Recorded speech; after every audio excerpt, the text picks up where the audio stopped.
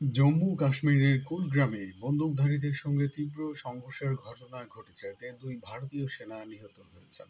ভারতের সরকারি সূত্র জানিয়েছে, শনিবার চলমান এই বন্দুকযুদ্ধে আহত হয়েছেন আরও দুই সেনা সদস্য। এ নিয়ে সব মিলিয়ে আহতের সংখ্যা প্রায় 10 জন বলে জানা গেছে। ভারতীয় সংবাদ মাধ্যমের খবরে বলা হয়, জম্মু কাশ্মীরের ঘন অঞ্চলে বন্দুকধারীরা বেশ শক্ত অবস্থানে রয়েছে বলে মনে করা হচ্ছে। সাম্প্রতিক সময়ে এটি বন্দুকধারী এবং নিরাপত্তা বাহিনীর মধ্যে দীর্ঘতম সংঘর্ষের একটি।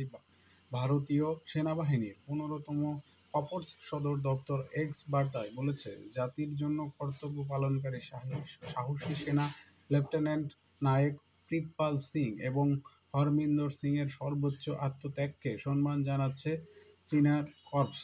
তাদের সাহস এবং নিষ্ঠা আমাদের চিরকাল অনুপ্রাণিত করবে। এই ঘটনায় ভারতীয় সেনাবাহিনী গভীর সমবেদনা প্রকাশ করেছে। প্রতিবেদনে আরও বলা হয়েছে, রিপোর্ট লেখা পর্যন্ত অভিযান চলমান ছিল এবং লুকিয়ে থাকা বন্দুকধারীদের খুঁজে বের করার জন্য শত শত সেনা বৃহত্তম অভিযানে কাজ করছে। অভিযানে ব্যবহার করা হচ্ছে ড্রোন এবং আক্রমণাত্মক হেলিকপ্টার।